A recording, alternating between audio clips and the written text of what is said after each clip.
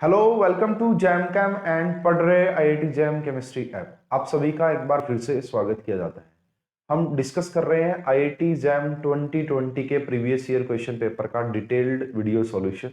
Part 1 complete हो चुका है, जिसमें हमने पहले 1 से 10 एमसीक्यूज डिस्कस किए थे। ये हमारा पार्ट नंबर 2 रहेगा। इसमें हम 11 से लेके 30 तक के 20 जो एमसीक्यू होते हैं 2 मार्क्स के, वो डिस्कस करेंगे। तो चलिए स्टार्ट करते हैं कि कैसे क्वेश्चंस थे, क्या उनका सॉल्यूशन होगा। ठीक है, तो जैम आईआईटी जैम 2020 का ये पेपर है, जिसमें हम पार्ट 2 डिस्कस कर रहे हैं 11 से लेके 30 क्वेश्चन। तो सबसे पहला क्वेश्चन आपके सामने है भाई। इसको आप फेज इक्विलिब्रियम से भी रिलेट कर सकते हैं, इसको आप केमिकल थर्मोडायनेमिक्स से भी रिलेट कर सकते हैं। तो देखिए क्वेश्चन क्या कह रहा है। क्वेश्चन का कहना क्या, पढ़ते हैं स्टेटमेंट को बड़ा ध्यान से। At a constant pressure, this information is very much important. Mu बोले तो केमिकल पोटेंशियल एंड टी बोले तो temperature diagram of pure substance that सब्लाइम्स। सब्लाइम्स का भी बड़ा इंपॉर्टेंट मीनिंग है। सब्लाइम्स का मतलब होता है सॉलिड का डायरेक्ट गैस के अंदर कन्वर्ट होना। तो उस ये ग्राफ बताना है आपको कि क्या होगा। देखिए स्टूडेंट, इसके लिए थोड़ा सा थर्मोडायनेमिक्स का आइडिया होना जरूरी है। हमारे पास जो ये केमिकल पोटेंशियल होता है डी क्यू, आप इसको बोल सकते हैं, इसका फार्मूला होता है V into D P minus T minus S into D T minus S into D T. ये हमारे पास फार्मूला होता है केमिकल पोटेंशियल का। अब देखिए यहां पे अगर एग्जामिनर ने पहले बोल दिया कि कांस्टेंट प्रेशर, इसका मतलब ये वाली पूरी टर्म तो जीरो के इक्वल हो गई। उसके बाद हमारे पास क्या आ गया कि डी, ये जो म्यू पोटेंशियल हो गया, ये इक्वल हो गया minus S into D T.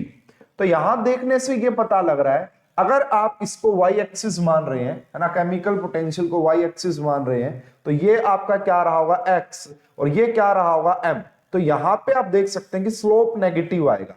इस ग्राफ का जो स्लोप आता है वो नेगेटिव आएगा। केमिकल पोटेंशियल वर्सेस टेम्परेचर, जो ग्राफ का स्लोप होगा वो negative, that is minus S. Minus S negative मतलब स्लोप नेगेटिव होना चाहिए। डायरेक्टली प्रोपोर्शनल है बट जो है आपका नेगेटिव स्लोप। पहले ऑप्शन में देखोगे ठीक है, नेगेटिव स्लोप आ रहा है, नेगेटिव आ रहा है, नेगेटिव आ रहा है। अगर आप बी ऑप्शन को देखोगे तो एकदम से एलिमिनेट कर दीजिए, क्योंकि यहां पे जो स्लोप है वो पॉजिटिव दिखा रखा है। देखो पॉजिटिव दिखा रखा है भाई, ऐसे ऐसे, तो पॉजिटिव स्लोप नहीं आएगा इस ग्राफ का, नेगेटिव स्लोप आएगा। मैंने इक्वेशन से बता दिया। इसमें डी में देखोगे ये भी पॉजिटिव स्लोप दे रखा है, तो बी और डी तो इजीली एलिमिनेट आप कर पाए। अब बात आती है जी ए और सी में से क्या होगा। देखिए किसी ने बोला है कि सब्लिमेशन, पहले सब्लिमेशन होगा। तो सब्लिमेशन कब होता है, जब सॉलिड डायरेक्ट गैस के अंदर कन्वर्ट होता है। अगर आप इस ग्राफ में देखेंगे, ये जो पॉइंट आप देख पा रहे हैं, ये दोनों लिक्विड वाली कर्व एंड सॉलिड वाली कर्व पहले मिली है ना। ऐसा फ्यूजन फ्यूजन के दौरान होता है। ये जो टेम्परेचर है ये फ्यूजन वाला टेम्परेचर रहा होगा, है ना, ये फ्यूजन वाला टेम्परेचर। तो यहां पे दिक्कत क्या आ गई कि लिक्विड और सॉलिड पहले करो, पहले मैच कर गई। तो यहां पे पहले फ्यूजन हुआ होगा, सब्लिमेशन नहीं होगा। और फ्यूजन के बाद अगर आए गैस में जाए तो वो एक डिफरेंट प्रोसेस है, ठीक है। लेकिन तो इसलिए ये आप हटा दीजिए। इस क्वेश्चन का जो करेक्ट आंसर हो वो आएगा सी। तो कैसे कंफर्म हुआ सी के बारे में, देखिए यहां पे अगर आप सॉलिड की कर्व देखेंगे तो वो पहले गैस की कर्व से मिल रही है। सॉलिड की कर्व अगर आप देखेंगे वो गैस की कर्व से मिल रही है, उसके बाद वो लिक्विड की कर्व से मिल रही है। तो यानी कि सॉलिड डायरेक्ट गैस में कन्वर्ट होगा, और इसी को सब्लिमेशन टेम्परेचर बोलेंगे। यहां पे जो ये टेम्परेचर रहा होगा इसे सब्लिमेशन टेम्परेचर बोला जाएगा। तो स्टूडेंट इस टाइप से आप इस क्वेश्चन का करेक्ट आंसर कर सकते थे। तो इस क्वेश्चन का जो सही आंसर आएगा C is the correct answer. आपको पहले इसके बारे में आइडिया होना चाहिए था, ये थर्मोडायनेमिक्स में पढ़ाया जाता है। उसके बाद कांस्टेंट प्रेशर होते ही डीपी जीरो के इक्वल हो गया, यहां से जो डी म्यू हो गया वो equal to S dot D T minus S D T के इक्वल हो गया। तो यहां से हमने इसको सोल्व किया। C is the correct answer. बहुत बढ़िया क्वेश्चन था, फेज इक्विलिब्रियम या केमिकल थर्मोडायनेमिक्स से रिलेट कर सकते हैं। This is related to physical spectroscopy, physical spectra का क्वेश्चन है। तो यहां पे देखिए the force constant H35Cl and D35Cl are the same. इनका जो फोर्स कांस्टेंट K है वो सेम है, K सेम है इनका। And both can considered as harmonic oscillator के तौर पे कंसिडर किए गए हैं। यहां पे इसकी फंडामेंटल वाइब्रेशनल ट्रांजिशन आपको दे रखा है 2886 सेंटीमीटर इनवर्स। तो आपको रेशियो निकालना है, ratio of zero point energy of H35HCl to this.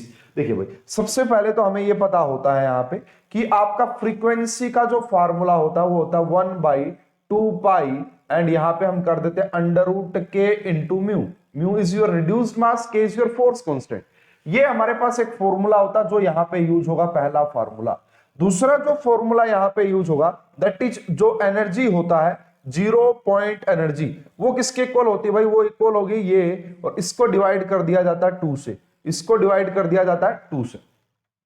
तो आपको ये निकालना है, जीरो पॉइंट एनर्जी का रेशियो निकालना है। तो H और 2 का तो कोई काम नहीं होगा। तो बेसिकली आप यहां से ये बात बोल सकते हैं, अगर आप इनका रेशियो निकालना चाहते हैं जीरो पॉइंट एनर्जी का, ठीक है, जीरो पॉइंट एनर्जी पहले ऊपर किसकी है भाई? ऊपर है H35Cl और नीचे जो है वो किसकी आएगी? जीरो पॉइंट एनर्जी वो किसकी आ जाएगी भाई? D35Cl। तो यहां क्या होना चाहिए भाई? यहां होनी चाहिए HCl वाले की फ्रीक्वेंसी एंड यहां किसकी होनी चाहिए? D वाले की, ठीक है ना भाई? तो यहां D वाले की। अब इन दोनों को यहां से रिलेट किया जा सकता है। तो अब देखिए, अगर आप यहां पे निकालेंगे HCl और यहां पे अगर लिख देते हैं DCl, ठीक है ना, एक बार, तो ये 2 से 2 कैंसिल आउट। के फोर्स कांस्टेंट सेम है, ये बात पहले ही बोल दी गई है कि ये जो है वो सेम होगा। तो कहने का मीनिंग ये हो जाएगा कि नीचे देखिए, अगर आप इसको लिखते ऊपर तो के लिखते, उसके बाद यहाँ पे म्यू, ये HCl के लिए लिखते, इसी प्रकार अंडर रूट आप करते के एंड ये आप किसके लिए लिख देते? म्यू आपका DCl के लिए लिख देते, ठीक है ना।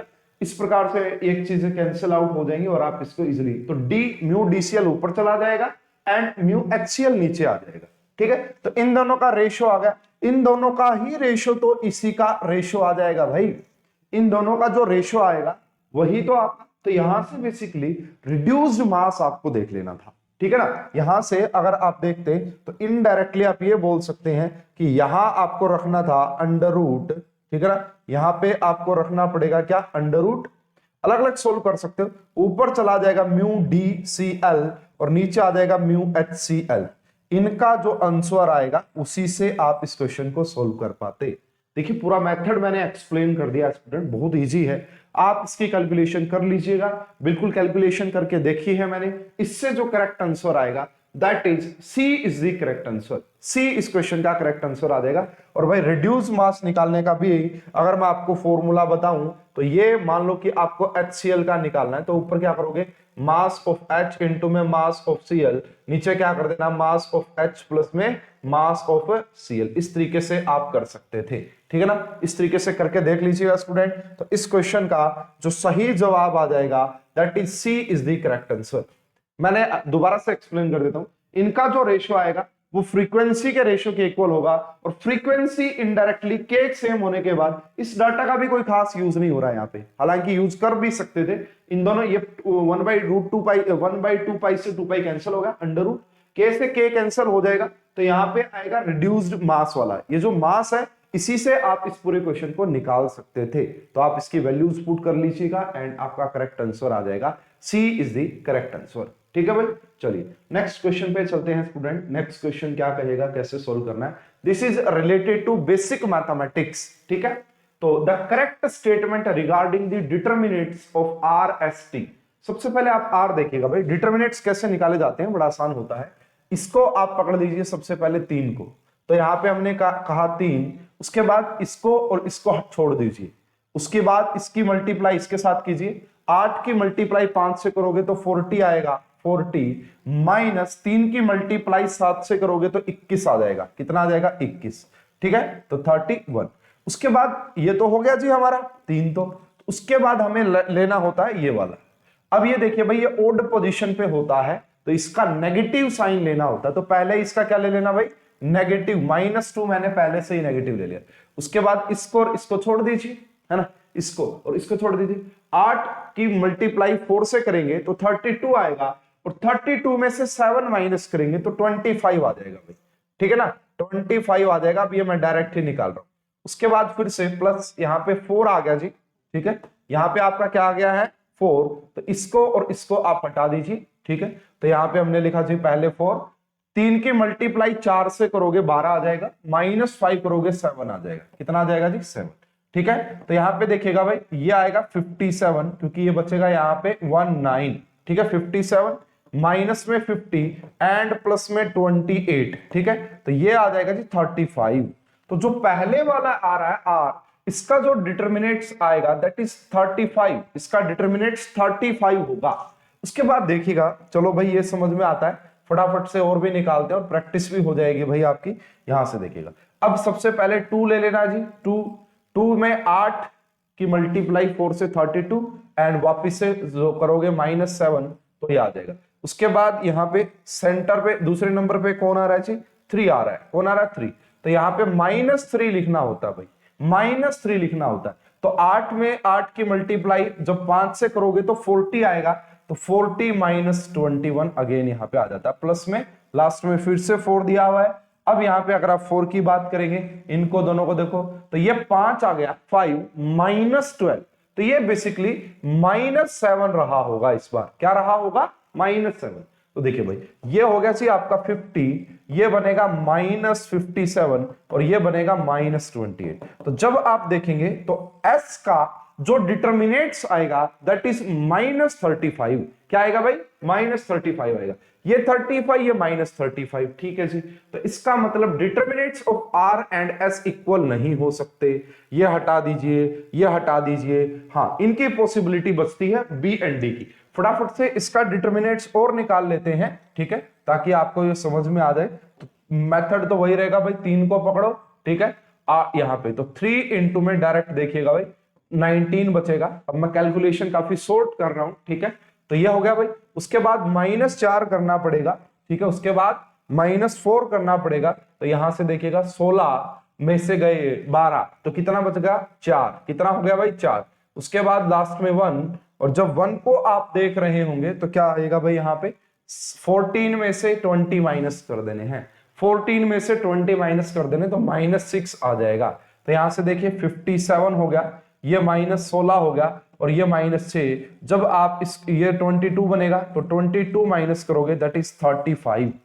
इसका डिटर्मिनेट्स 35 आ रहा था आर का, एस का -35 आ रहा था एंड टी का फिर से 35 आ रहा है। इसका मतलब हमारा बी ऑप्शन करेक्ट हो गया कि determinants of R and T are equal and not equal to determinant of S. बिल्कुल ये बात प्रूव हो जाती है, इसलिए हमारा इस क्वेश्चन का जो करेक्ट आंसर है that is B is the correct answer. B is the correct answer.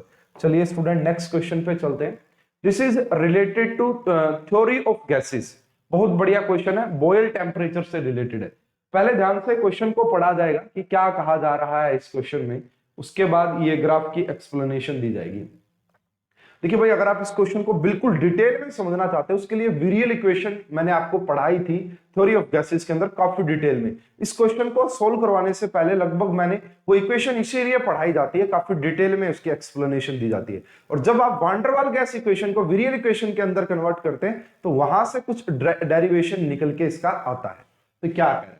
The boil temperature TB is defined as the temperature at which properties of real gas coincide with those of an ideal gas in low pressure limit. The graph that show pressure dependence of compression factor Z for real gas at TB.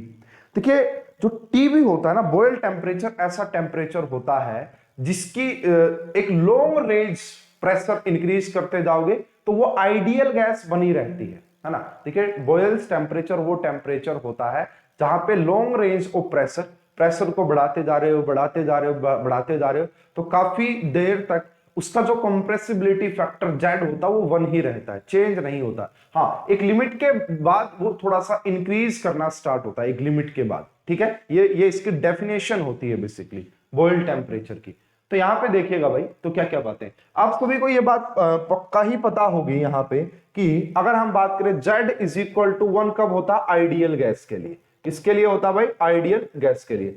अब ideal gas से आप real gas की तरफ deviate करने का मतलब pressure change कर रहे हो यहाँ पे। देखिए सबसे पहले ये वाला डायरेक्ट क्या कह रहा है कि भाई 0 से लगातार आपका जैसे ये कंप्रेसिबिलिटी फैक्टर 1 था यहाँ पे आइडियल गैस, इससे लगातार जैसे आप प्रेशर बढ़ाते जा रहे हैं तो ये कंप्रेसिबिलिटी फैक्टर कम हो रहा है। तो कम तो होने वाला ही नहीं है, कम का तो कोई मीनिंग ही नहीं होता। देखिए इसको जो बहुत बढ़िया से एक्सप्लेनेशन मिलती है वो इस ग्राफ से मिलती है, बी से। कैसे? देखिए एक लॉन्ग रेंज ऑफ प्रेशर तक तो क्या कर रहा भाई, ये आपका जो है प्रेशर बढ़ाते जा रहे हो, फिर भी आपका क्या हो रहा है, और जब ऐसा एक टेम्परेचर, ये जो टेम्परेचर यहां पे आता है, इसके बाद ये इंक्रीज होने स्टार्ट हो गया, इसी टेम्परेचर को हम टीबी बॉयल टेम्परेचर बोलते हैं। क्या बोलते हैं भाई? टीबी बॉयल टेम्परेचर बोलते हैं। ठीक है, तो इसको काफी डिटेल में एक्सप्लेन किया गया थ्योरी ऑफ गैसेस टॉपिक के अंदर, विरियल इक्वेशन पढ़ा के, फॉर्मूला निकलवा के, बहुत बेहतरीन तरीके से इसकी एक्सप्लेनेशन आपको दी गई है। तो वहां से एक बार आप इसको जरूर विजिट कर लीजिएगा, जरूर देख लीजिएगा, आपको काफी अच्छे से ये क्वेश्चन समझ में आ जाएगा। तो B is the correct answer. ठीक है, चलो भाई नेक्स्ट क्वेश्चन की बात करते हैं student. Yes, this is related to reagents and name reaction, दोनों से बोल सकते हो। सबसे पहला देखिए भाई यहाँ पे ये, this is alpha beta unsaturated ketone, alpha beta unsaturated ketone, and this is Grignard reagent. तो ग्रिग्नार्ड रिएजेंट 1,2 एडिशन शो करता है भाई, ग्रिग्नार्ड रिएजेंट।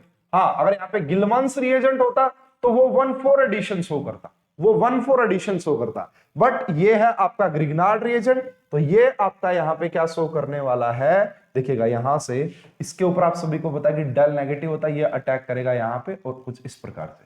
तो पहला जो सिचुएशन यहाँ पे आएगा दैट इज कुछ ऐसा आएगा, यहाँ पे ये, यहाँ पे OH हो जाएगा, ठीक है ना, यहाँ पे OH हो जाएगा और ये ET यहीं पे आके चिपकेगा, ठीक है, इस प्रकार से, ठीक है ना। सॉरी, डबल बॉन्ड की पोजीशन मैंने गलत बना दी है यहाँ पे, इसको जरूर करेक्ट करेंगे। इस पोजीशन को आप यहीं पे रखिए जहां पे है। तो पहला स्टेप ये था जी, जैसे ग्रिग्नार्ड रिएजेंट 1,2 एडिशन शो करता है, गिलमंस 1,4 एडिशन शो करता है, ये हो गया। इसके बाद यहां पे दिया गया CrO3, CrO3 एंड साथ में CH2Cl2। दिस इज, ये आपका जो है ऑक्सीडेशन कर देगा भाई, क्या करेगा ये आपका ऑक्सीडेशन करेगा CrO3, जोन्स रिएजेंट से भी रिलेट, अगर H2SO4 होता तो कर देते, ठीक है। तो इसका जब ऑक्सीडेशन होगा तो इसका प्रोडक्ट देखिएगा बड़ा ध्यान से कि क्या होगा। देखिए यहां पे आपका जो ET है वो यहीं पे रहेगा, ET इसी पोजीशन पे रहेगा। अब यहां पे डबल बॉन्ड आ जाएगा और ये जो पोजीशन है यहां पे आपका C डबल बॉन्ड O लगेगा, ये जो पोजीशन है यहां पे C डबल बॉन्ड O लगेगा। ये सिचुएशन यहां पे बनने वाली है, ठीक है ना, ये सिचुएशन यहां पे बनेगी। इसके बाद जो लास्ट रिएक्शन है दैट इज विटिग रिएक्शन, ठीक है। तो वो क्या होगा भाई यहां पे देखिए, अब जब आप इसके रिएक्शन करवाएंगे PH3P डबल बॉन्ड CH2 के साथ, तो यहां पे आप सभी को पता है कि क्या होता है, ये वाला जो है ये जाके यहां चिपक जाता है, ठीक है ना, ऑक्सीजन क्या बाहर निकल जाता है भाई, यहाँ पे P3P डबल बॉन्ड O बाहर निकल जाता है और इसकी जगह आके लग जाता है। इससे जब देखेंगे तो आपका इस क्वेश्चन का जो करेक्ट आंसर आएगा दैट इज ये ऐसा कैसा ET, यहाँ पे डबल बॉन्ड और यहाँ पे डबल बॉन्ड CH2 लगेगा। क्या लगेगा भाई, डबल बॉन्ड CH2 लगेगा। तो इस क्वेश्चन का जो सही आंसर आ जाएगा B is the correct answer, इसका भी जो सही आंसर आएगा that is B is the correct answer. तो इसका भी सही आंसर आएगा B, ठीक है। तो ग्रिग्नार्ड रिएजेंट, उसके बाद ऑक्सीडेशन एंड उसके बाद विटिग रिएक्शन करवा देना है। सिंपल ये क्वेश्चन था, कोई ज्यादा कॉम्प्लेक्स नहीं करना था इसको, ठीक है। नेक्स्ट क्वेश्चन बहुत ही easy question, chemical bonding point of view से। तो सबसे पहला बोला था geometry of this Br3 positive. देखिए ब्रोमीन के पास अगर हम बात करें कितने वैलेंस इलेक्ट्रॉन होते हैं, 7। एक पॉजिटिव का मतलब एक गया, कितने बच गए, 6। 6 में से एक इस Br के साथ शेयर किया, 6 में से एक इस Br के साथ शेयर किया, एक यहाँ पे लोन पेयर और एक यहाँ पे लोन पेयर। अगर आप इसकी हाइब्रिडाइजेशन की बात करेंगे तो यहाँ पे देखिए 2 सिग्मा है एंड 2 ही लोन पेयर, sp3 हाइब्रिडाइजेशन होती है। क्या होती है, sp3 हाइब्रिडाइजेशन। अब sp3 है तो यहाँ पे टेट्राहेड्रल ज्योमेट्री आनी चाहिए या फिर बेंट आनी चाहिए, है ना। वेस्पर के अकॉर्डिंग जाओगे तो बेंट आनी चाहिए, bent V shape, angular shape, but sp3 hybridization tetrahedral. तो देखिए बेंट का तो कोई ऑप्शन ही नहीं दिखाई दे रहा। लीनियर तो sp हाइब्रिडाइजेशन के दौरान होती है, तो लीनियर तो नहीं आएगी जी पक्का ही यहाँ पे, तो टेट्राहेड्रल आएगी। ये दोनों ऑप्शन एलिमिनेट, ये भी टेट्रा ये भी टेट्रा, ठीक है। Bi3 नेगेटिव की अगर आप बात करेंगे तो ये जो बेसिकली है ये रहा B, ये रहा ब्रोमीन के पास 7 वैलेंस इलेक्ट्रॉन, एक नेगेटिव एक ले लिया होगा, 8 हो गए होंगे। तो 8 में से एक इसके साथ शेयर किया, एक दूसरे ब्रोमीन के साथ शेयर किया तो 2 शेयर कर लिए, बचे कितने 3 का मतलब 3 लोन पेयर ऑफ इलेक्ट्रॉन लगा दीजिए। तो जब यहाँ पे आप लोन पेयर ऑफ इलेक्ट्रॉन लगाएंगे तो इसकी यहाँ पे हाइब्रिडाइजेशन आ जाएगी, दैट इज sp3d। क्या हाइब्रिडाइजेशन आ जाएगी, sp3d, और sp3d का मतलब होता है trigonal bipyramidal, TBP, trigonal bipyramidal, ठीक है ना। तो TBP आ जाएगी भाई। तो सेकंड ऑप्शन तो ये तो हो ही नहीं सकता था, यहाँ पे भी TBP, यहाँ पे भी TBP। बहुत बढ़िया भाई, बहुत बढ़िया। वैसे अकॉर्डिंग टू वैसे पर ये लीनियर भी बन जाएगी, अकॉर्डिंग टू वैसे पर लीनियर। उसके बाद है लास्ट, है ना, इंटर हैलोजन कंपाउंड। क्या जी, इंटर हैलोजन कंपाउंड। ब्रोमीन के पास 7 वैलेंस इलेक्ट्रॉन, तो 3 कुछ इस तरीके से शेयर कर लिए और 2 लगा दिए लोन पेयर। वैसे इस शेप का नाम बन जाता T shape, but according to hybridization इसकी जो ज्योमेट्री आएगी that is also TBP, sp3d। क्या जाएगी जी, sp3d और sp3d TBP। But according to VSEPR थोड़ी जाते तो T shape is the correct answer, T shape is the correct answer. But यहाँ पे ऐसा कोई ऑप्शन अवेलेबल है ही नहीं, तो हमारा इस क्वेश्चन का बिल्कुल correct answer tetrahedral, TBP and TBP। According to hybridization हम इसको इजिली इस क्वेश्चन को क्रैक कर सकते थे, कोई ज्यादा कॉम्प्लेक्स नहीं था। C is the correct answer. चलिए भाई, next question is related to, वैसे ऑर्गेनोमेटालिक्स में ही पढ़ाया था भाई मैंने तो इसको थोड़ा बहुत। तो ये टाइप्स ऑफ बोरेन होते हैं, बहुत इजी कंसेप्ट होता है। The cage type structure adopted by the boron hydrides. तो यहाँ पे देखिएगा भाई आपको क्या पढ़ाया जाता है। देखिए अगर आपके पास BnHn2 नेगेटिव टाइप का कोई बोरेन हो तो उसे हम क्लोजो नाम देते हैं, क्लोजो। उसके बाद अगर BnHn4 नेगेटिव हो तो उसे हम नीडो नाम दे देते हैं भाई। क्या नाम दे देते हैं, नीडो। अगर हमारे पास BnHn6 नेगेटिव हो तो उसे आराकानो नाम दे दिया जाता है भाई। क्या नाम दे दिया जाता है, आराकानो। बस यहां से अपना क्वेश्चन सोल्व हो जाना है। तो यहां पे इन्होंने दिया हुआ है क्या, B5 एंड H11। इसको हम क्या बना सकते हैं, इसको बना सकते हैं B5 एंड H5 6 नेगेटिव, है ना। क्या लिखोगे, 6 नेगेटिव, ठीक है। जब ऐसा लिखेंगे तो ये बन गया BnHn एंड 6 नेगेटिव। तो ये जो आएगा this is type of arachno, this is type of arachno. तो इसलिए इस क्वेश्चन का भी जो सही आंसर आ जाएगा that is D is the correct answer, that is D is the correct answer. तो आप इसको इजिली कर पाएंगे। हालांकि ये इंफॉर्मेशन भी आप यहाँ पे याद रख सकते हैं, ऑर्गेनोमेटालिक्स में डिटेल में पढ़ाया गया है। नेक्स्ट आगे बात करते हैं, this is related to organometallic. बहुत बार रिपीट हो चुका है इस टाइप का क्वेश्चन, बहुत बार रिपीट हो चुका है, ठीक है। तो देख लीजिएगा ध्यान से। तो आपको बताना है यहाँ पे the order of metal carbon bond strength in the following species. देखिए भाई थोड़ा सा मैं अगर आपको पहले बॉन्डिंग के बारे में समझाना चाहूं तो क्या कहानी होती है। देखिए जो कार्बोनिल होता है उसके अंदर सिनर्जिक बॉन्डिंग देखने को मिलती है। पहला तो ये देखने को मिलता है कि ये अपना लोन पेयर इसको बैक बॉन्ड करता है ना, कोऑर्डिनेट बॉन्ड करता है।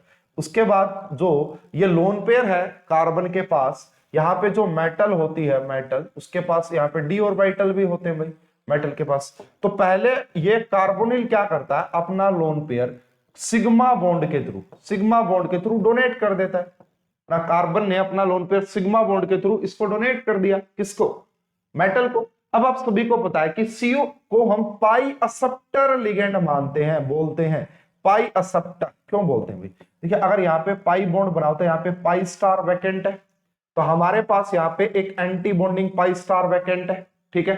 तो अब क्या होगा, मान लीजिए अगर हमारे मेटल के पास यहाँ पे इलेक्ट्रॉन आ जाए तो यहाँ पे डोनेशन पॉसिबल होगा, है ना। इस तरीके से डोनेशन पॉसिबल होगा। तो इसी को बोला गया है कि यहाँ पे मेटल जो है इस CO को लिगेंड जो है अपना इलेक्ट्रॉन पेयर डोनेट करती है, और ये पाई वैकेंट होता है, इसे पाई एसिड या पाई एक्सेप्टर लिगेंड भी बोलते हैं। ये जो बॉन्डिंग होती है इसको सिनर्जिक बॉन्डिंग बोला जाता है। देखिए भाई अब जितनी ज्यादा ये जो मेटल है जितना ज्यादा डोनेशन देगी ना, उतना यहाँ पे सिंगल बॉन्ड तो बना हुआ है, तो double bond, pi bond double bond ही तो होता है। तो इस ये जितना ज्यादा डोनेशन होगा उतना स्ट्रॉन्ग MC बॉन्ड होगा, उतना स्ट्रॉन्ग MC बॉन्ड होगा। और जितनी ज्यादा ये डोनेशन करेगा ना उतना ये वाली जो बैक बॉन्डिंग है ये कम हो जाती है, ये वाली जो बैक बॉन्डिंग कम।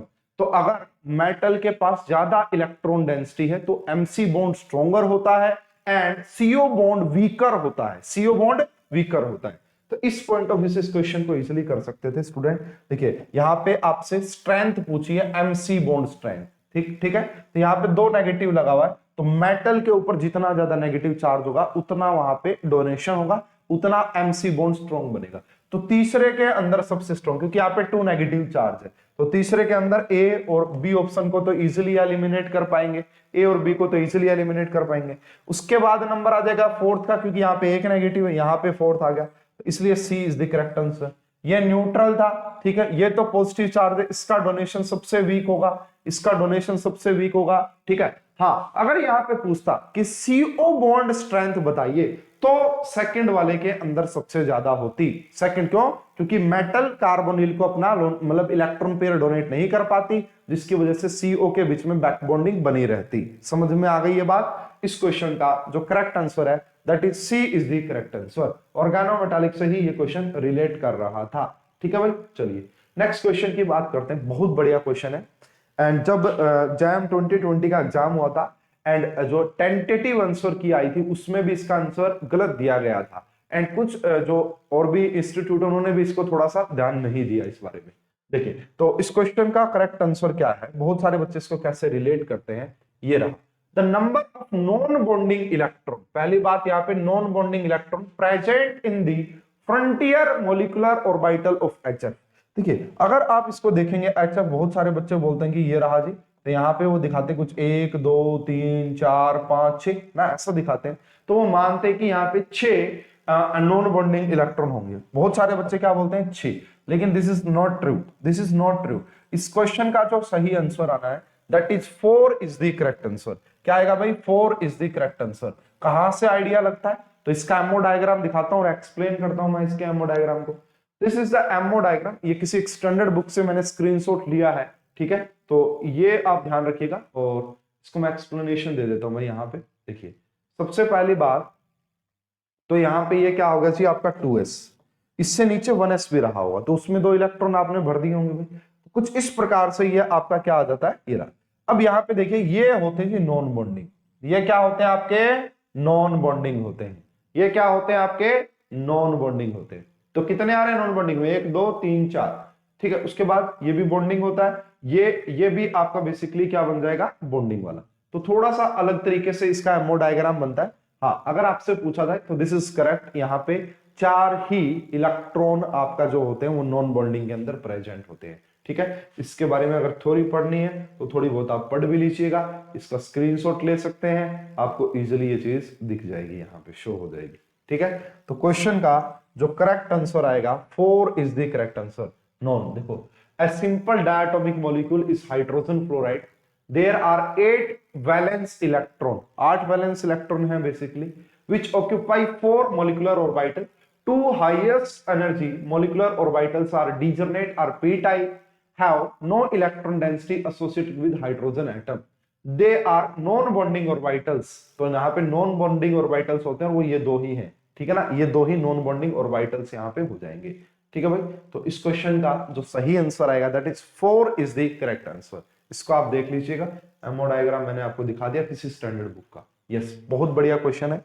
इस पैटर्न का क्वेश्चन गेट नेट में पूछा जा चुका है, लेकिन वहां पे जो था ना बेसिकली वो AlBH4 का थ्राइस पूछा था अभी तक, थ्राइस, बट यहाँ पे इन्होंने एक एडवांस लेवल पे ही चले गए।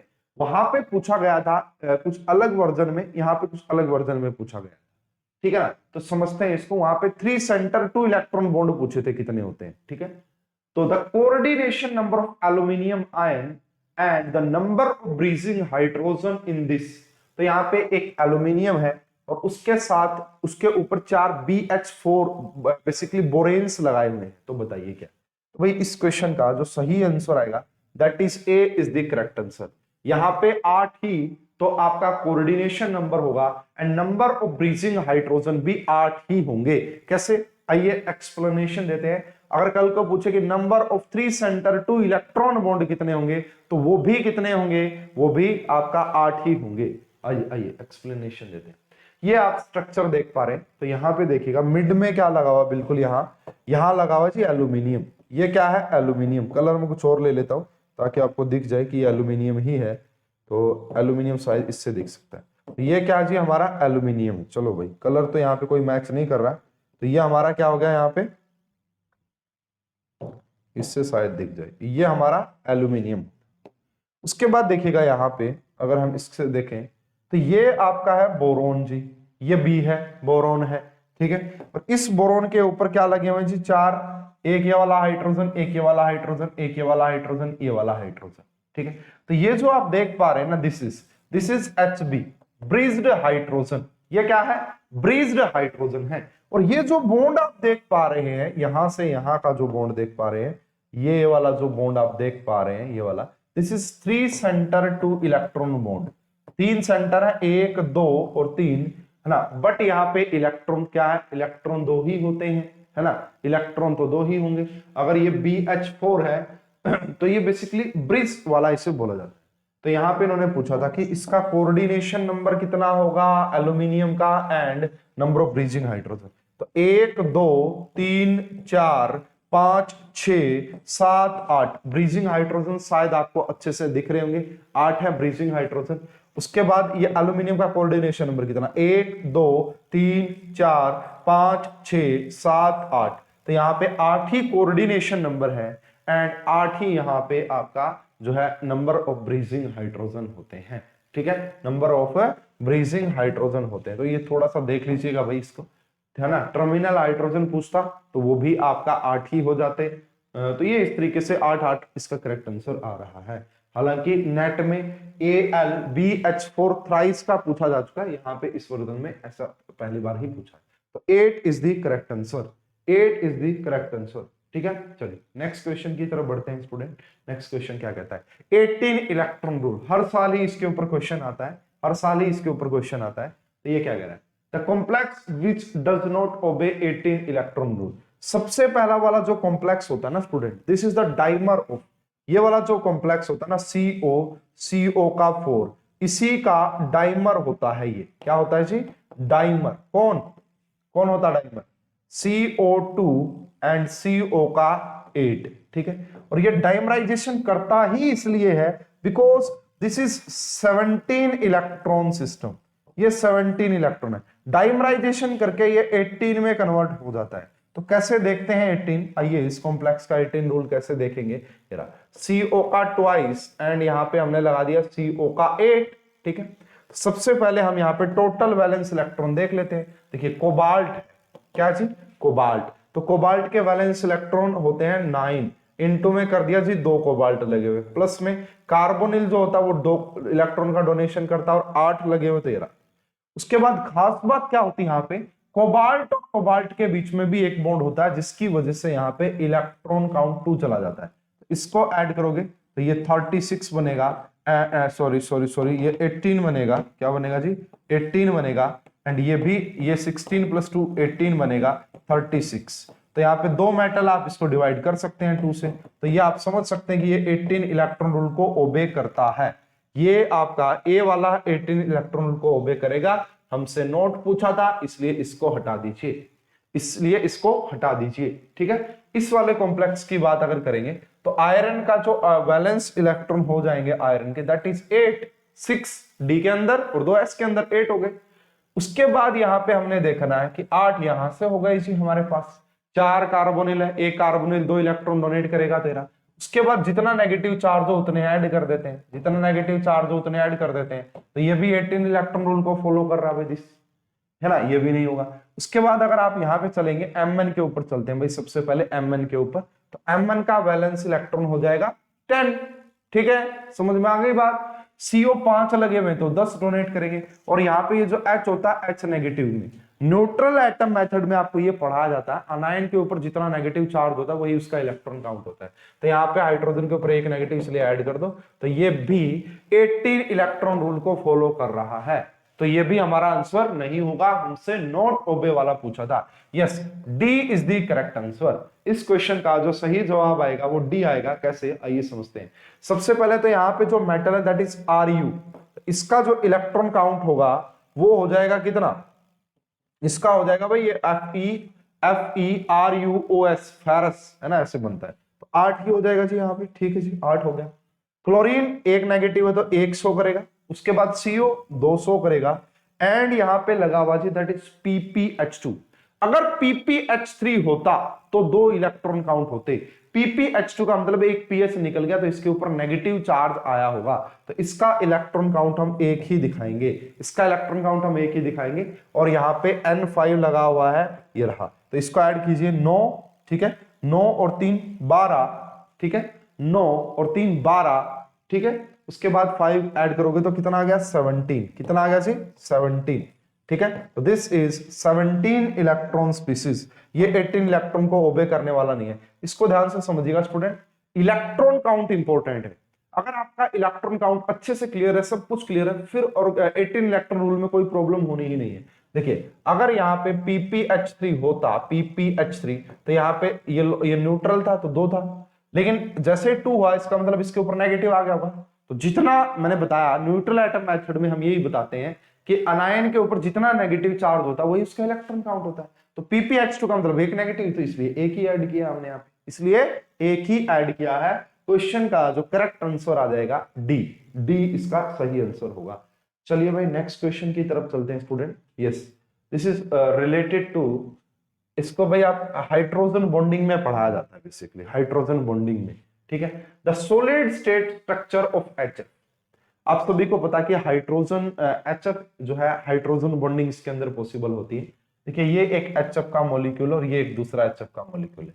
इसमें जो ये हाइड्रोजन, ये डैश डैश का मतलब ये हाइड्रोजन बॉन्ड दिखा रखे, बट स्टूडेंट नॉर्मली ये आपको 12th की क्लास में भी मिल जाएगी HF की। जब HF जो हाइड्रोजन बॉन्डिंग बनाता है तो वो कुछ इस लीनियर चेन में नहीं होता, वो जिगजैग मोशन में होता है, जिगजैग मोशन में। तो कहेंगे सर जिगजैग मोशन तो ये भी है, बट इसका जो करेक्टली रिप्रेजेंटेशन होता है that is B is the correct, है ना। इसका जो करेक्टली रिप्रेजेंटेशन होता है वो बी वाला होता है, ना सी वाला होता है, ना डी वाला होता है, ठीक है। तो करेक्टली रिप्रेजेंटेशन जो है वो कुछ इस type, zigzag, zigzag, zigzag motion में ये चलता है। यहाँ पे भी देखिए थोड़ी सी जिगजैग तो है, लेकिन ये कुछ अलग फॉर्मेट की आ रही है। अब यहाँ पे जिगजैग बिल्कुल और भी कम हो रही है, देखो कुछ। तो सबसे बढ़िया जो अरेंजमेंट नजर आ रही है दैट इज बी के अंदर होती है, ये पढ़ाया जाता है। थोड़ा बहुत आप इसका आइडिया लगा सकते थे। और यहाँ पे H होता है, यहाँ पे F दिखा रखा था इसलिए इसको एलिमिनेट किया। यहाँ पे जो गैप है थोड़ा सा अच्छे से नहीं खोल के दिखाया हुआ, इसलिए भी यहाँ पे प्रॉब्लम हुई है, ठीक है। इस क्वेश्चन का करेक्ट आंसर बी, समझाने का कुछ इसमें ज्यादा है नहीं। नेक्स्ट क्वेश्चन की बात कर लेते हैं स्टूडेंट। यस, ये बहुत बढ़िया क्वेश्चन है, कोऑर्डिनेशन केमिस्ट्री का superb question. The number of D transition expected to this complex. देखिए सबसे पहली बात, अगर आप इस कॉम्प्लेक्स की बात करेंगे, ये यहाँ पे कॉपर +2 ऑक्सीडेशन स्टेट में है, और कॉपर +2 ऑक्सीडेशन स्टेट का मतलब होता है D9 ना। अगर आप यहाँ पे जाएंगे नॉर्मली, अगर आप नॉर्मली जाएंगे यहाँ पे, ये ऑक्टाहेड्रल तो है 1 2 3 4 5 6 7 8 एंड 9, ठीक है। तो यहाँ पे नंबर ऑफ डी ट्रांजिशन आपसे पूछा है, तो इसको देख के कुछ खास आइडिया नहीं लगेगा यहाँ पे। अच्छा भाई कुछ, अगर आप इसको बेसिक तरीके से देखना ही चाहते हैं तो कुछ ऐसे, भाई ये वाला इलेक्ट्रॉन भी यहाँ पे जा सकता है, ये वाला इलेक्ट्रॉन भी यहाँ पे जा सकता है, और ये वाला इलेक्ट्रॉन भी यहाँ पे जा सकता है। इस पॉइंट ऑफ व्यू से आप बोल सकते हैं कि 3, है ना, नंबर ऑफ डी ट्रांजिशन यहाँ पे 3 पॉसिबल होंगे, इस पॉइंट ऑफ व्यू से बोल सकते हैं, ठीक है। बट ये इसका करेक्टली रिप्रेजेंटेशन या करेक्टली तरीका नहीं होगा। देखिए भाई वैसे ओरेगल डायग्राम से इसको आप काफी अच्छे से कर सकते थे। पहली बात तो ये जो D9 है, जब आप इसका यहाँ पे टर्म सिंबल बनाएंगे, टर्म बनाएंगे, तो ये आएगा बेसिकली कुछ 2D इसका आता है। अब जो 2D होती है वो फर्दर स्प्लिट हो जाती है, भाई किसके अंदर स्प्लिट होगी, यहाँ पे ये स्प्लिट होती है कुछ इस तरीके से। तो एक होता है 2TG, ठीक है ना, एक होता है 2T2G एंड एक होता है 2EG। इस तरीके से ये स्प्लिट करता है। 2D टर्म जो है वो कुछ इस तरीके से स्प्लिट करती है। अब उसके बाद हमें ये भी पता है स्टूडेंट, यहाँ पे उसके बाद हमें ये भी पता है कि जो D9 है बेसिकली इसके अंदर JTD भी होता है, भाई जॉन टेलर डिस्टोर्शन होता है, और जबरदस्त वाला। जहां पे भी इजी अनसिमेट्रिकल होता है वहां पे जबरदस्त वाला JTD देखने को मिलता है। अब इस JTD की वजह से क्या होगा, ये वाला जो फर्दर है ये भी आपका 2 में स्प्लिट हो जाता है, भाई ये भी 2 उसके अंदर स्प्लिट हो जाएगा कुछ इस प्रकार से, एंड ये भी आपका स्प्लिट हो जाएगा कुछ इस प्रकार से, ठीक है।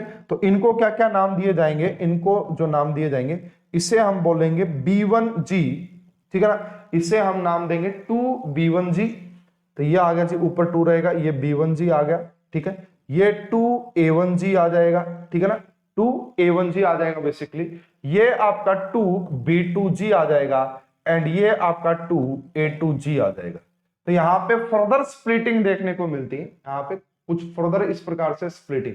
एक मिनट रुकिएगा स्टूडेंट, इसको 2EG बोलेंगे भाई, क्या बोलेंगे इसे, इसको 2EG बोला जाएगा, इसे 2EG बोलेंगे, बाकी सब ठीक है। तो अब यहाँ पे देखिएगा भाई, इसमें ऐसे पढ़ाया जाता है कि यहाँ पे जो ये इलेक्ट्रॉन रहेगा एक, इसको कलर में ये रहा, कि यहाँ पे जो ये इलेक्ट्रॉन है, अब ये यहाँ से यहाँ भी स्प्लिट कर सकता है, ये यहाँ से यहाँ भी स्प्लिट कर सकता है, और ये यहाँ से मतलब यहाँ से ट्रांजिशन दिखा सकता है, यहाँ से यहाँ भी, यहाँ से यहाँ भी, और यहाँ से यहाँ भी। इस तरीके से इसकी करेक्ट एक्सप्लेनेशन मिलेगी। हालांकि उस तरीके से भी आप इसको कर सकते थे, हालांकि उस तरीके से भी आप इसको कर सकते थे, ठीक है। तो इस क्वेश्चन का जो करेक्ट आंसर है that is C is the correct answer. तीसरा यानी कि इस क्वेश्चन का सही जवाब आ जाएगा। यहाँ पे आपको 3 बैंड्स नजर आएंगे, ठीक है, नंबर ऑफ डी ट्रांजिशन यहाँ पे 3 हो जाएंगे। चलिए भाई नेक्स्ट क्वेश्चन की बात करते हैं। बहुत ही सुपर्ब क्वेश्चन ये पूछा गया था, ठीक है, एंड बहुत सारे बच्चों ने इसको गलत किया। The plot shown the magnetic behaviour of oxy, oxy को दिखाया गया सॉलिड लाइन से, ये वाले जो सॉलिड लाइन दिख रही है इससे, और एक आपको डैश लाइन दिख रही है, डैश लाइन, उसको डीऑक्सी से दिखाया गया है। तो आपको ये देखिए यहाँ पे this is molar magnetic susceptibility and temperature का रिलेशन, है ना, molar magnetic susceptibility versus temperature का रिलेशन बताना है। एक तो ऑक्सी, देखिए बायो इनऑर्गेनिक का तड़का लगा रखा है इसमें बेसिकली, तो ऑक्सी हीमोग्लोबिन, ऑक्सी हीमोग्लोबिन, देखिए oxy haemoglobin basically diamagnetic in nature होता है। किस नेचर का होता है भाई, ऑक्सी हीमोग्लोबिन डायामैग्नेटिक नेचर का होता है, एंड डीऑक्सी हीमोग्लोबिन जो होता है that is paramagnetic in nature. ये किस नेचर का होता है, पैरामैग्नेटिक नेचर का होता है। अब भाई सबसे पहले तो आपको ये आइडिया होना चाहिए था इस क्वेश्चन को करने के लिए कि ऑक्सी हीमोग्लोबिन का मैग्नेटिक बिहेवियर क्या है। ऑक्सी का मतलब हो जाएगा डायामैग्नेटिक, एंड डीऑक्सी का मतलब है कि पैरामैग्नेटिक नेचर का है। अब इसको आप कैसे समझेंगे, कैसे करेंगे, देखिए अगर हम बात करें यहाँ पे मैग्नेटिक सस्केप्टिबिलिटी की, तो दिस इज मैग्नेटिक सस्केप्टिबिलिटी, तो ये डायामैग्नेटिक जो कंपाउंड होता है उसके लिए यहाँ पे अगर आप देखोगे ना, change of magnetic susceptibility with increase in temperature none, diamagnetic पे कोई इफेक्ट नहीं पड़ता है। अगर डायामैग्नेटिक सब्सटेंस है वहां पे आप टेम्परेचर बढ़ाइए घटाइए, मैग्नेटिक सस्केप्टिबिलिटी चेंज होने वाली नहीं है। बट अगर पैरामैग्नेटिक सब्सटेंस है वहां पे आप टेम्परेचर को बढ़ाएंगे तो मैग्नेटिक सस्केप्टिबिलिटी डिक्रीज करेगी, मैग्नेटिक सस्केप्टिबिलिटी डिक्रीज करेगी। तो इस पॉइंट ऑफ व्यू से आप देख सकते थे इस क्वेश्चन का आंसर। देखिएगा भाई यहां पे ऑक्सी यानी कि सॉलिड लाइन वाला जो है डायामैग्नेटिक है, एंड डीऑक्सी पैरामैग्नेटिक है। तो कुछ बच्चे सोच सकते थे, कुछ बच्चों ने यही आंसर लगाया था भाई थोड़ा सा कि भाई देखिए ये तो यहाँ पे ठीक है और ये लगातार डिक्रीज कर रहा है, डैश लाइन का मतलब तो कौन सा है, डीऑक्सी वाला। यानी कि कुछ बच्चे इसका आंसर सी लगा के आए थे, लेकिन उन्होंने इसको बड़ा ध्यान से नहीं देखा, है ना। इसका सी आंसर नहीं होगा स्टूडेंट, क्या होगा आइए मैं अभी एक्सप्लेनेशन दे देता हूं। पहले इसको जूम करना पड़ेगा बहुत अच्छे से, तो जूम करने के बाद यहाँ पे हमें एक कंक्लूजन दिखाई देगा। जूल जब इसको आप जूम करेंगे बहुत ज्यादा तो आपको दिखाई देगा ये जो ग्राफ बनाया गया है ना, ये बनाया गया molar susceptibility into temperature. Note कीजिए इस पॉइंट को, है ना। इन्होंने ये जो ग्राफ बनाया है that is molar susceptibility into temperature versus temperature, है ना। ये है जी ग्राफ ये, और अब ये जो ग्राफ है ये भी एक बेसिकली कांस्टेंट, इस पूरी टर्म के लिए भी आपकी चाहे वो पैरामैग्नेटिक हो चाहे वो डायामैग्नेटिक हो, इसके लिए वो बेसिकली कांस्टेंट ही होगा, इसके लिए वो कांस्टेंट डिक्रीज करेगा नहीं, डिक्रीज करेगा नहीं। हाँ अगर यहाँ पे ओनली मोलार मैग्नेटिक होता, ओनली मोलार मैग्नेटिक सस्केप्टिबिलिटी होता, फिर टेम्परेचर बढ़ाने पे आपका ये डिक्रीज करता ग्राफ। बट अब यहाँ पे ऐसा होने वाला नहीं है, अब यहाँ पे ऐसा होने वाला नहीं है, जो कोई वेरिएशन नहीं आएगा। कहने का मतलब है कि कोई वेरिएशन देखने को नहीं मिलेगा, जो करो जैसी थी वैसे ही रहेगी, ठीक है। इसका मतलब इससे हम ये साबित कर सकते हैं कि हमने ये दो तो गलत प्रूव कर दिए भाई, ना ये होगा और ना ही ये होगा, ये तो वैसे ही नहीं हो सकता था। अब देखिए इसकी जीरो दिखा रखी है, और मैंने अभी तो बोला है आपको कि जो आपका ऑक्सी वाला है सॉलिड लाइन से, उसकी मैग्नेटिक सस्केप्टिबिलिटी तो जीरो ही होती है, मतलब उसका बोल सकते हैं कोई भी चेंज नहीं आता। यहाँ पे ये नहीं होगा, इसकी कुछ न कुछ वैल्यू जरूर रही होगी ना, पैरामैग्नेटिक सब्सटेंस की वैल्यू कुछ न कुछ जरूर रही होगी, इसलिए इसको ऊपर दिखाना और उसको ये वाला भी रिप्रेजेंटेशन गलत है, ये वाला रिप्रेजेंटेशन भी गलत है। इसलिए भाई इस क्वेश्चन का जो सही आंसर आना था दैट इज ए। क्वेश्चन में पूरा ट्विस्ट आंसर सी आ जाता अगर यहाँ पे सिर्फ मोलार मैग्नेटिक सस्केप्टिबिलिटी होता, इनटू में टेम्परेचर नहीं होता, है ना, इनटू में टेम्परेचर नहीं होता तो। ठीक है भाई, बेसिकली हो क्या रहा है ना, टेम्परेचर बढ़ाते जा रहे हो, यहाँ पे भी टेम्परेचर बढ़ता जा रहा है, मल्टीप्लाई में भी टेम्परेचर बढ़ता जा रहा है, इस टर्म के भी टेम्परेचर बढ़ता जा रहा है, तो फिर वो कांस्टेंट वाली ही बात आ जाती है। ये दोनों एक दूसरे को फिर कांस्टेंट वाली बात आ जाएगी। हाँ, इन दोनों में से कैसे देखा भाई, ये सॉलिड लाइन थी डायामैग्नेटिक के लिए, सॉलिड लाइन डायामैग्नेटिक के लिए थी, तो उसको उसका कोई वेरिएशन यहाँ पे ज्यादा होता ही नहीं है, यहाँ से पता लग रहा है कांस्टेंट वाली बात। ठीक है, इस तरीके से आप कर सकते थे। A is the correct answer. Next question की बात कर लेते हैं स्टूडेंट। नेक्स्ट क्वेश्चन क्या कहता है हमारा, आगे चलते हैं नेक्स्ट क्वेश्चन की तरफ। Yes, this is question of Favorskii rearrangement. ये फेवरस्की यहाँ पे हमें दिख गया है ना, alpha halo ester, alpha halo ketone है भाई, अल्फा हेलो कीटोन। देखिए सबसे पहले क्या हुआ, ये बेस होता है और यहाँ पे हमारे पास एसिडिक प्रोटॉन होता है, यहाँ पे हमारे पास एसिडिक प्रोटॉन होता है। एक मिनट भाई, अच्छा ये तो गड़बड़ हो गई भाई, ये तो अभी मिटेगा भी नहीं मेरे हिसाब से। चलिए भाई कोई बात नहीं, कोई बात नहीं, पढ़ा रहने, क्या कह रहा आपने, ठीक है।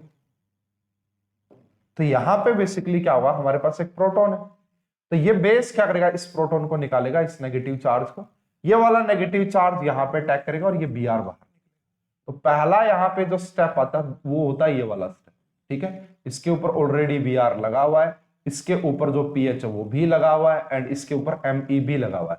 तो ये पहला स्टेप क्या हुआ, जो ये एसिडिक ये जो प्रोटॉन है यहाँ पे बेस इस प्रोटॉन को निकाल लेगा, नेगेटिव चार्ज आएगा, वो नेगेटिव ऐसा न्यूक्लियोफाइल के तोर पे यहाँ पे अटैक करेगा और Br निकल जाएगा, सब्स्टिट्यूशन। इसके बाद वाला जो स्टेप होता है वो क्या होगा स्टूडेंट, ध्यान से देखिएगा। अब यहाँ पे जो ये OMe नेगेटिव है ये ऐसा अटैक करेगा, न्यूक्लियोफिलिक एडिशन यहाँ पे हो जाएगा। तो न्यूक्लियोफिलिक एडिशन होने के बाद यहाँ पे आएगी सिचुएशन O के ऊपर नेगेटिव, यहाँ पे हमारा OMe लग गया, यहाँ पे हमारा PH लगा हुआ है, यहाँ पे हमारा CH3 लगा हुआ है, यहाँ पे Br। अब इसके बाद वाला स्टेप काफी ज्यादा इंपॉर्टेंट होता है, ठीक है। अब ये वाला जो है ये नीचे अटैक करेगा।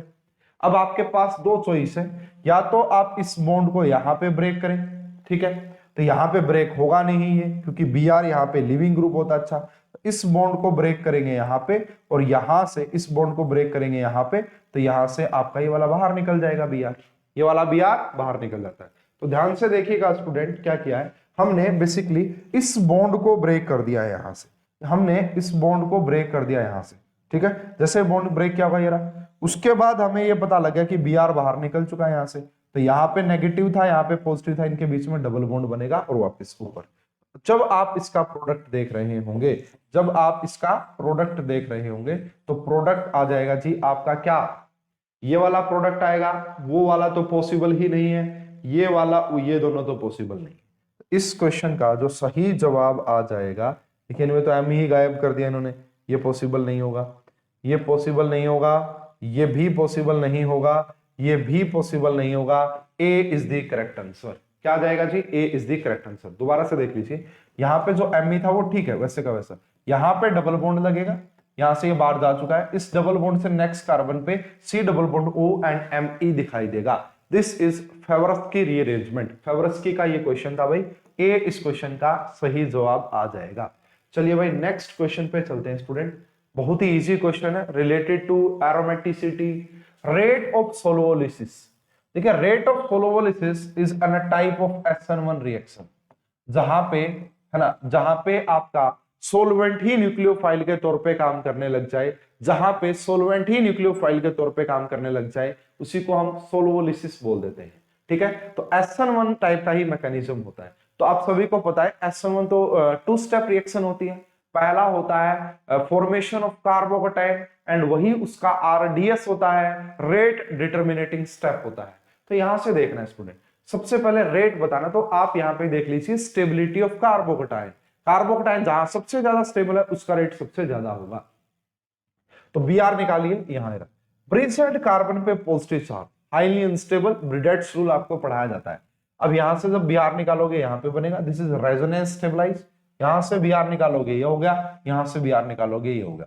देखिए सबसे जो स्टेबल कार्बोकटाइन है दैट इज थर्ड वाला। क्यों? क्योंकि यहां पे एरोमेटिक करेक्टर आ रहा है, यहां पे एरोमेटिसिटी प्लेनर हो गया N2 pi electron, this is aromatic compound. ये वाला कंपाउंड भी रेजोनेंस स्टेबलाइज है ना, यहां से ये रेजोनेंस स्टेबलाइज है, but this compound is 4 pi electron and this is anti aromatic compound. आप सभी को ये बात पढ़ाई जाती है, anti aromatic compound is highly unstable, room temperature पे भी अनस्टेबल होते हैं। ये ब्रिडेट्स रूल के अकॉर्डिंग अनस्टेबल जरूर होगा, लेकिन एंटी एरोमेटिक कंपाउंड से तो ज्यादा ही स्टेबल होता है। ठीक है, तो अब देखा जाए सबसे ज्यादा जो स्टेबल कार्बोकटाइन वो तीसरे वाला, इसीलिए अकॉर्डिंग टू SN1 रिएक्शन यहाँ पे rate of reaction is directly proportional to stability of carbocation, तो यहां से थर्ड का रेट सबसे ज्यादा, तो ये दोनों हो गए, ये थर्ड। उसके बाद आएगा सेकंड वाले का नंबर, पहले वाले का नंबर नहीं आएगा, सेकंड वाले का नंबर आएगा। C is the correct answer, C is the correct answer. बहुत ही बढ़िया क्वेश्चन हम कहेंगे इसको। नेक्स्ट क्वेश्चन की तरफ चलते हैं student. Yes, this is related to stereochemistry conformation का ये क्वेश्चन है, बहुत ही बढ़िया क्वेश्चन। ठीक है, मोर स्टेबल स्पीसीज, इन दोनों में से पहले दोनों में से कौन ज्यादा स्टेबल है, तीसरे और फोर्थ में से कौन ज्यादा स्टेबल है, फिफ्थ एंड सिक्स में से कौन ज्यादा स्टेबल है, ये आपको बताना है यहाँ पे। देखिए भाई एक एक ऑप्शन को एक्सप्लेन कर देंगे, और इसके लिए आपको आइडिया होना चाहिए 1,3 डाइएक्सियल इंटरेक्शन या फिर ब्यूटेन गोज इंटरेक्शन का आइडिया होना बड़ा जरूरी है। देखिए तो कैसे करेंगे स्टूडेंट इसको। सबसे पहले देखिए ये रहा, तो यहाँ पे भी हाइड्रोजन है एंड यहाँ पे भी हाइड्रोजन है, तो यहाँ पे आपको क्या देखने को मिलेंगे, दो ब्यूटेन 1,3 डाइएक्सियल इंटरेक्शन देखने को मिलेंगे। क्या देखने को मिलेंगे, लेकिन वो किसके साथ, मिथाइल के साथ देखने को मिल रहे हैं भाई, किसके साथ देखने को मिल रहे हैं, मिथाइल के साथ। बट अगर आप यहाँ पे बात करेंगे, यहाँ पे भी 1,3 डाइएक्सियल इंटरेक्शन होंगे। अब ये बेसिकली आपका भाई इस बल्कि ग्रुप के साथ होने वाले हैं, इस बल्कि ग्रुप के साथ होने वाले हैं। और वैसे भी आपको यही बात पढ़ाई जाती है कि बल्कि ग्रुप को इक्वेटोरियल पोजीशन पे रखना, उसका रीजन ये होता है अगर आप उसको एक्सियल पे रखोगे तो वहां पे 1,3 डाइएक्सियल इंटरेक्शन, ये भी है 1,3 डाइएक्सियल इंटरेक्शन, बट यहां वाले जो होते हैं वो ज्यादा अनस्टेबिलिटी लेके आते हैं कॉम्प्लेक्स के अंदर। देखो ना बल्कि ग्रुप कितना होगा, तो रिपल्सन्स यहाँ पे बहुत ज्यादा देखने को मिलती है। अगर इन दोनों में से बात करोगे हम कहेंगे first is more stable, first is more stable. ठीक है, इन दोनों में भी सिम रीजन लगाना है, ये जो बल्कि ग्रुप लगा हुआ है इक्वेटोरियल पोजीशन पे लगा हुआ है, एंड यहाँ पे बल्कि ग्रुप एक्सियल पोजीशन पे लगा हुआ है। तो यहाँ पे अगर आप देखेंगे ये आपका बेसिकली 1 2 3, यहाँ पे आपको जो डाई एक्सियल इंटरेक्शन देखने को मिलेंगे, यहाँ पे वो ज्यादा देखने को मिलेंगे भाई। ठीक है, यहाँ पे भी वो ज्यादा देखने को मिलेंगे as compare to this, as compare to this, यहाँ पे डाई एक्सियल इंटरेक्शन ज्यादा देखने को मिलेंगे। तो इस पॉइंट ऑफ व्यू से तीसरे वाला ज्यादा स्टेबल हो गया भाई, इस पॉइंट ऑफ व्यू से तीसरे वाला ज्यादा स्टेबल हो जाता है। तो पहला, उसके बाद तीसरा, उसके बाद हम चलते हैं आगे। ठीक है, नेक्स्ट वाले पे देखिएगा भाई, ये थोड़ा सा अपने आप में बढ़िया हो जाता है, फिर ये अपने आप में बढ़िया हो जाएगा। एक मिनट भाई मुझे ध्यान से चेक करने दो, इन दोनों में मुझे कुछ गड़बड़ लग रही है ना, इन दोनों में देखिए, हाँ सॉरी भाई सॉरी, मैं थोड़ा सा कंसेप्ट को दूसरे तरीके से एक्सप्लेन कर गया। इनमें कन्फर्म है, इनमें कन्फर्म ये ज्यादा स्टेबल है, बट यहाँ पे देखिए एक्सप्लेन, यहाँ पे 1,3 डाइएक्सियल इंटरेक्शन नहीं देखने को मिलेंगे क्योंकि यहाँ पे तो ऑक्सीजन है, यहाँ पे तो ऑक्सीजन है। बट अगर आप इसके कंपैरिजन में 1 उसके बाद 2, यहाँ पे 3, देखिए ये रहा, एंड इसी प्रकार अगर आप यहां से आएंगे तो ये 1 1 2 एंड 3, तो यहाँ पे आपको 2 1,3 डाइएक्सियल इंटरेक्शन यहाँ पे देखने को मिलेंगे, यहाँ पे नहीं है वो ना, क्योंकि ये मिथाइल, ये जो मिथाइल है ये तो इक्वेटोरियल पोजीशन पे लगा हुआ है। ठीक है, ये भले ही एक्सियल पे हो बट यहाँ पे प्रोटॉन ही नहीं है, मतलब हाइड्रोजन नहीं है, तो यहाँ पे 1,3 डाइएक्सियल इंटरेक्शन देखने को नहीं मिलेंगे। तो ये वाला जो है ज्यादा स्टेबल होगा, ये वाला जो है ज्यादा स्टेबल होगा। तो 1/4, उसके बाद हम आगे बात करेंगे ऑप्शन नंबर नेक्स्ट वाले की। तो क्योंकि यहाँ पे भाई पेयर ही नहीं बन रहा था ऐसा तो कोई, इसलिए इसको थोड़ा सा देखना पड़ा, इसलिए इसको थोड़ा सा देखना पड़ा। उसके बाद अगर बात करें इन दोनों में से, देखिए भाई यहाँ पे क्या होता है ना, हाइड्रोजन है, ये जो नेगेटिवली चार्ज है इनके साथ इंट्रामोलिकुलर हाइड्रोजन बॉन्डिंग होती है, जिसकी वजह से ये वाला जो कॉन्फॉर्मेशन है वो ज्यादा स्टेबल होता है। ये वाला जो कॉन्फॉर्मेशन है वो ज्यादा स्टेबल होता है। इसलिए इस क्वेश्चन का जो करेक्ट आंसर आएगा 1/4 तो है ही, यहाँ पे 5th वाला इस क्वेश्चन का करेक्ट आंसर आएगा, मतलब बी इस क्वेश्चन का सही जवाब। पहले दो में आपको 1,3 डाइएक्सियल इंटरैक्शन देखना था, इसके अंदर इंट्रामोलिकुलर हाइड्रो, अगर ये एक्सियल पोजीशन पे लगा हुआ तो इंट्रामोलिकुलर हाइड्रोजन बॉन्डिंग होगी, जिसकी वजह से ज्यादा स्टेबल ये वाला कॉन्फॉर्मेशन हो जाएगा। इसलिए इस क्वेश्चन का सही जवाब आएगा बी। ठीक है भाई, नेक्स्ट क्वेश्चन पे हम चलते हैं। दिस इज मैकम्यूरी कपलिंग रिएक्शन इसे बोला जाता है, मैकम्यूरी कपलिंग रिएक्शन इसे बोलेंगे। आइए भाई कैसे इसको सोल्व करना है। सबसे पहला तो भाई आप सभी को पता है मैकम्यूरी में क्या करते हैं, ये वाला जो ग्रुप होता है इसको डबल बॉन्ड बना दो, दो मॉलिक्यूल लो सेम ऐसे, और इनको डबल बॉन्ड से जोड़ दो, जहां पे CHO लगा हुआ है वहां पे डबल बॉन्ड से जोड़ दीजिए। सबसे पहले यहाँ पे जो होगा ये OMe ऐसा का ऐसा, ये PH ऐसा का ऐसा, ये जो डबल बॉन्ड लगा हुआ ये ऐसा का ऐसा, ठीक है ना, ये रहा, तो ये रहा जी। अब यहाँ पे ये जो था इसको आपने डबल बॉन्ड के थ्रू जोड़ दिया जी, इसको आपने डबल बॉन्ड के थ्रू जोड़ दिया। उसके बाद सेम दूसरा मॉलिक्यूल उठा लो जी, ऐसे ही ये रहा जी कार्बन, इसके पास डबल बॉन्ड हो गया जी, और इस डबल बॉन्ड के ऊपर OMe लगा हुआ है एंड आपका PH लगा हुआ है। तो इतना जो ये स्टेप आप देख पा रहे हैं, दिस इज मैकम्यूरी कपलिंग। इसके बाद यहाँ पे भाई सेकंड स्टेप में एसिडिक हाइड्रोलिसिस किया गया है, सेकंड स्टेप में एसिडिक हाइड्रोलिसिस किया गया है। तो क्या होगा भाई, यहाँ पे देखिएगा, सबसे पहले ये जो ऑक्सीजन वाला है, आप यहां से भी देख सकते हैं कि ये वाला जो प्रोटॉन होगा ये इसके ऊपर अट्रैक्ट करेगा एंड ये यहां से अपना लोन पेयर डोनेट कर देगा। ठीक है, डोनेट करने के बाद एसिडिक हाइड्रोलिसिस के बाद क्या बन जाएगा भाई, ये C डबल बॉन्ड O बन जाएगा। इसी प्रकार वो वाला जो Me है वो भी C डबल बॉन्ड O बन जाएगा। तो देखिए यहाँ पे डबल बॉन्ड आएगा क्या, नहीं जी, यहाँ तो डबल बॉन्ड ही नहीं आएगा। अकॉर्डिंग टू मैकम्यूरी जाओगे तो दो दो ऐसे आएंगे, ऐसी कोई सिचुएशन नहीं बनेगी। हाँ, ये सिचुएशन पॉसिबल है, बट यहाँ पे C डबल बॉन्ड O वहां पे नहीं बनेगा। इस क्वेश्चन का जो सही आंसर आएगा that is C is the correct answer, that is C is the correct answer. ये तो डबल बॉन्ड मैकम्यूरी की वजह से बना था। उसके बाद जब आपने एसिडिक हाइड्रोलिसिस किया, ये वाला यहाँ पे डोनेट करेगा, ये वाला डबल बॉन्ड इस प्रोटॉन को अपना इलेक्ट्रॉन पेयर डोनेट करेगा, यहाँ पे प्रोटॉन लग जाएगा बेसिकली, ये आपकी सिचुएशन आ जाएगी, ये C डबल बॉन्ड O बन जाएगा इस साइड भी और उस साइड। ठीक है, समझ में आ गया, C is the correct answer. Next question पे चलते हैं student. This question is related to pericyclic reaction. बहुत ही सुपर्ब क्वेश्चन है, फैंटास्टिक क्वेश्चन है, एंड पेरिसाइक्लिक में भी ये डाइल्स-एल्डर रिएक्शन का क्वेश्चन है, डाइल्स-एल्डर। देखिए भाई यहाँ पे आपको एक डाइनोफाइल दिया गया है, दिस इज डाइनोफाइल, एंड ये आपका डाइइन गिवन है, डाइइन। ठीक है, तो डाइइन की रिएक्टिविटी वेरी करती है भाई इलेक्ट्रॉन डेंसिटी पे। अगर डाइइन के पास कोई इलेक्ट्रॉन डोनेटिंग ग्रुप लगा हुआ है तो डाइइन को इलेक्ट्रॉन देगा, जिससे उसकी रिएक्टिविटी बढ़ जाती है। तो जितना ज्यादा इलेक्ट्रॉन डेंसिटी एक डाइइन के पास होती है वो उतनी ज्यादा रिएक्टिव होती है। ये बात हमें समझ में आ गई। ठीक है, तो अब यहाँ पे डाइइन का देखना है, तो ये बोला है for the डाइल्स-एल्डर reaction activation barrier, activation barrier बताइए। ये रहा एक्टिवेशन बैरियर क्या होता है भाई, एक बेसिकली मान लीजिए कि एक्टिवेशन बैरियर उनका ज्यादा होगा, है ना, जो reactivity, activation barrier is inversely proportional to reactivity. जो अनरिएक्टिव है उसका एक्टिवेशन बैरियर ज्यादा मिलेगा, उसका एक्टिवेशन बैरियर ज्यादा मिलेगा। जो रिएक्टिव है उसका एक्टिवेशन बैरियर जो है कम मिलेगा, उसका एक्टिवेशन बैरियर कम मिलेगा। ठीक है, इस पॉइंट ऑफ व्यू से इस क्वेश्चन को करेंगे। आइए समझते हैं कैसे। अब देखिए भाई यहाँ पे पहले तो आपको इनकी एरोमेटिसिटी का आइडिया होना चाहिए, इनकी एरोमेटिसिटी का डाइइन का, क्योंकि उसी से हम इनकी इलेक्ट्रॉन डेंसिटी का आइडिया लगा पाएंगे। इलेक्ट्रॉन डेंसिटी देखिए ये हमें ये पता है, दिस इज नॉन एरोमेटिक। तो यहाँ पे ये वाला जो डबल बॉन्ड है इनके अंदर जबरदस्त वाली इलेक्ट्रॉन डेंसिटी रही होगी, जबरदस्त वाली इलेक्ट्रॉन डेंसिटी रही होगी। सबसे ज्यादा जो एरोमेटिक होता है दैट इज थायोफीन, ये जो आप देख पा रहे हैं ये सबसे ज्यादा एरोमेटिक होता है। ठीक है, उसके बाद यहाँ पे ये वाला पायरोल का दूसरा नंबर, उसके बाद ये वाला। देखिए अगर ये सबसे ज्यादा एरोमेटिक है तो इसकी इलेक्ट्रॉन, ये वाला देखिए अगर ये सबसे ज्यादा रिएक्टिव है तो यहाँ पे आपका कॉन्जुगेशन ज्यादा होगा, तो यहाँ पे डाइइन के पास इलेक्ट्रॉन की कमी हो जाएगी, डाइइन के पास इलेक्ट्रॉन की कमी हो जाएगी, है ना। अगर यहाँ पे इलेक्ट्रॉन कमी हो जाएगी तो ये अनरिएक्टिव हो जाएगा, तो इसका एक्टिवेशन बैरियर ज्यादा मिलेगा, इसका एक्टिवेशन बैरियर ज्यादा मिलेगा। ठीक है, उसके बाद नंबर आएगा इसका भी, क्योंकि इसमें एरोमेटिसिटी ज्यादा, तो यहाँ पे इसके डाई के पास इलेक्ट्रॉन डेंसिटी कम हो जाएगी, है ना।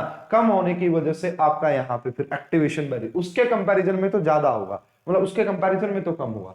तो ये देखिएगा भाई, एक्टिवेशन इसका ये सबसे ज्यादा एरोमेटिक, तो एरोमेटिक होने की वजह से क्या होगा, इलेक्ट्रो कॉन्जुगेशन बढ़ता है, कॉन्जुगेशन की वजह से ओवरऑल इलेक्ट्रॉन डेंसिटी इस डाई के ऊपर कम हो जाएगी।